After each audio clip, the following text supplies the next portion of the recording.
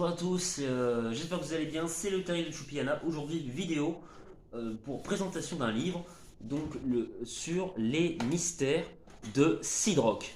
Je vais commencer par vous lire ce résumé. Donc, du coup, vous avez vu sûrement sur le Terrier de Choupiana que j'ai déjà bien feuilleté le livre. J'ai d'ailleurs quasiment terminé, hein.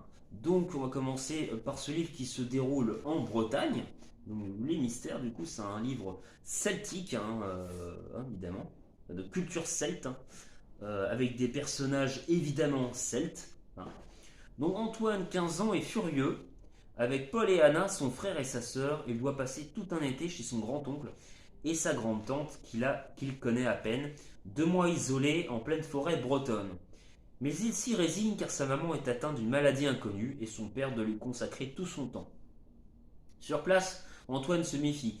Quelque chose ne tourne pas rond dans cette demeure. Des phénomènes étranges s'y passent. Inquiet pour son frère et sa sœur qu'il s'est juré de protéger, le garçon confronte Marcel et Danny, les propriétaires de la maison qui n'ont alors d'autre choix que de lui révéler leurs secrets. Marcel est le gardien d'un passage qui mène à Sidrock, un monde parallèle où cohabitent Kelpie, Otterel, trolls et autres peuples au pouvoir fascinant, soumis à un dangereux conseil de druides. Et Antoine apprend que dans ce monde mystérieux se cacherait l'antidote de la terrible maladie de sa mère. Le garçon décide alors de rejoindre Sidrock, accompagné de nouveaux amis qui vont l'aider à découvrir et comprendre ce monde, merveilleux certes, mais rempli de multiples dangers. Donc j'essaie de vous montrer un petit peu une illustration pour être vraiment très sympa dans ce livre. Qu'est-ce que je pourrais vous montrer J'ai une illustration. Attendez, j'ai celle-là déjà. Hop, hop, hop, hop. Et ben voilà, on va me perdre, hein, ça y est. C'est fini. Non, je rigole. Alors, faut faire attention, je ne perds pas mon livre. Voilà. Ça déjà, voilà, cette petite illustration, c'est la maison, hein. La maison de la tante et de l'oncle Antoine, hein, voilà. Donc, creusé dans un arbre, hein, en fait, hein. Ça, c'est dans un arbre, hein. Donc, oui, c'est très. C'est quelque chose de très spécifique et alors il y a une petite page, une belle illustration où on voit les druides. J'aimerais vous montrer si j'arrive à retrouver l'image. Ce serait vraiment bien. Ah voilà, c'est parfait. Voilà à quoi ressemblent les druides, hein, voilà. Donc j'espère que vous voyez bien. Voilà. Ça, c'est les fameux druides qu'ils ont rencontrés, hein. Alors, en fait, pour vous dire, c'est un livre fantastique, donc celtique, où un jeune garçon doit effectivement, comme dit dans le résumé, sauver sa mère. Donc, il va rentrer dans le peuple de Sidrock, un monde où créatures magiques et humains ne peuvent pas cohabiter. C'est-à-dire que les humains n'ont rien à faire dans ce monde-là, parce qu'il pourrait se passer des choses dangereuses dans le monde réel et dans le monde de Sidrock. Le peuple de Sidrock, et chez Sidrockiens, c'est pareil. S'il rentre, pas n'importe quelle créature peut être amenée à rentrer dans le monde réel, c'est-à-dire voilà, en Bretagne. Il y a vraiment des paysages qui ressemblent, en tout cas, dans le livre, voilà, hein, une culture bretonne, on parle de la mer salée. On parle beaucoup de sens dans ce livre, vraiment, c'est un côté très animal, vraiment créature mythologique. On n'en a pas parlé, mais il y a des corrigans, des kelpies, hein. Les kelpies, c'est un cheval, hein, pour ceux qui savent pas, un as si je dis pas de bêtises. Voilà. Euh, il y a des fées, des otarelles qui sont un peu comme des sirènes. Et donc le but c'est de ramener l'antidote à sa mère. Donc il va devoir parcourir plein d'obstacles. Il y a aussi évidemment il y a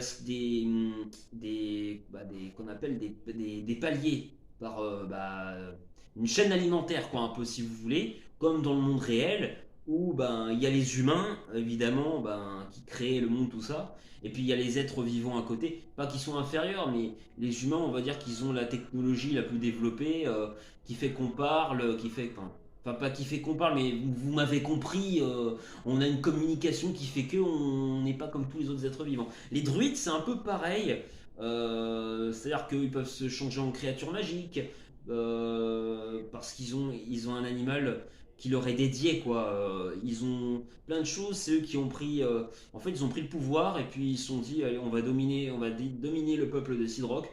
On a des lois, on va, voilà, c'est un peu comme un gouvernement, mais magique et c'est un peu comme dans Harry Potter où voilà, vous avez le ministère et puis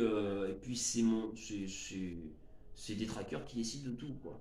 Mais sauf qu'eux, ils font vraiment le mal, quoi, hein, les druides.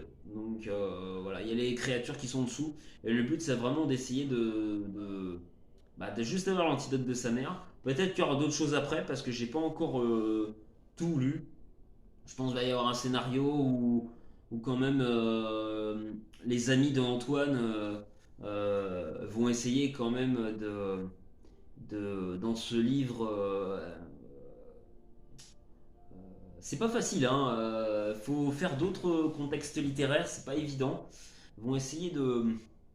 Comment je pourrais vous dire ça? Ils vont essayer de changer les choses parce que, bon, avant, le peuple, c'est comme tout, quand il y a une paix, c'était pas dominé par les druides. Il y avait, chaque être avait sa place et, ben, voilà, il y avait une égalité, il y avait pas de différence. Aujourd'hui, par exemple, dans ce que j'ai lu dans le livre, c'est pas la taille qui va compter, c'est plutôt les pouvoirs magiques. Par exemple, un Korrigan peut dominer un troll, voilà, par la pensée, par la psychologie, par des pouvoirs, voilà. Un troll est fort, mais si, comme il n'a pas de pouvoir magique, le troll, s'il est dominé par la pensée, ben voilà, ce sont ce qu'on appelle des êtres qui sont un peu esclaves ou qui n'ont pas forcément le nombre pour se défendre, ne sont pas assez nombreux, ne sont pas assez puissants, donc ils vivent comme ils peuvent. Et encore, voilà, c'est un contexte très particulier que j'aime beaucoup, assez enfantin, mais à la fois aussi à lire pour les adultes, vraiment, parce que voilà, c'est,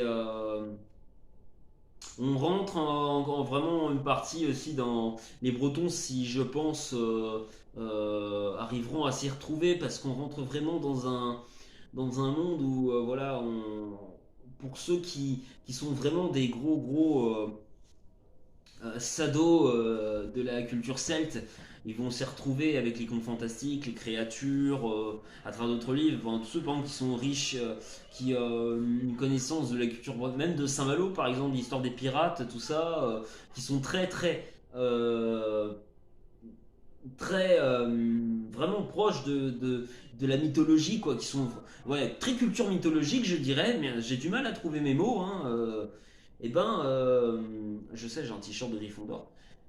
Bah oui, évidemment, culture anglo-celte. Ah, on voit la comparaison. Bon, en tout cas, j'espère que ce livre vous aura plu. Les illustrations par Sénifine et c'est Armel Roro, c'est l'auteur de ce livre. Donc, puis voilà. Donc, bah, il y a des belles illustrations, hein, en vrai. Et je sais, par contre, je sais plus où est-ce que ça se passe en Bretagne. Ils ont pas précisé. Et puis, par contre, ce qui est rigolo, c'est qu'au niveau des noms bretons, enfin, on n'a pas par contre de nom à connotation bretonne dans ce livre. J'ai pas trouvé. On parle de Aloda. Oh, il y a Antoine, il y a Dany, il y a Marcel par exemple. Bon, les, ouais, il y a comment. Ouais, mais il n'y a pas de prénom à connotation bretonne. Ah si, si, ça se déroule dans le Finistère, il me semble. C'est dans le Finistère, c'est ça. Je dis pas de bêtises. Mais voilà, il n'y a pas de nom à connotation bretonne. C'est marrant, ça change un peu. C'est assez rigolo, ouais. Par exemple, Antoine. Alors, c'est peut-être je sais pas si c'est breton, Antoine, hein. Je suis pas sûr, non, je crois pas, hein. Non, c'est pas, il me semble pas. Donc, ils se sont peut-être dit que ça ferait un peu cliché. Je sais pas. Bon, en tout cas, une chose est sûre, vraiment, il y a à lire. Et puis, c'est un livre très passionnant pour les amoureux de la culture fantaisico-celtique, tout simplement. Donc, et puis, ben, qui sont très fans, par exemple. Ouais, quoi ça pourrait me faire penser un petit peu à Narnia, ouais. Bah, un petit peu aussi. Ouais, un petit peu à Narnia. Enfin, il y a les créatures, quoi, on va dire, hein. Il y a vraiment des liens, je trouve, ouais, avec Narnia, les animaux, quoi. C'est leur façon. Parce que dans Narnia aussi, vous savez, les animaux ont tendance un petit peu. Enfin, les êtres ont tendance à se transformer aussi. Ça arrive. Et puis, ouais, il y a des. Je crois qu'il y a des gnomes, il me semble. Ça fait longtemps que j'ai pas vu Narnia, mais il y a des créatures voilà, qui se ressemblent. Il y a. Voilà, en tout cas, j'espère que ça vous aura plu. Je vous dis à très bientôt pour une prochaine lecture littéraire. Et ben, j'ai préparé, hein, du coup, mais c'est pas forcément évident ce genre de vidéo, même si j'aime faire ça. À très bientôt, en espérant que cette vidéo vous a plu. N'hésitez pas à liker, commenter et partager la vidéo, et à vous abonner, et un petit pouce bleu, évidemment, si le contenu vous a plu. À très bientôt, les petits sorciers, pour une prochaine vidéo. Ça m'a fait plaisir de passer ce moment avec vous.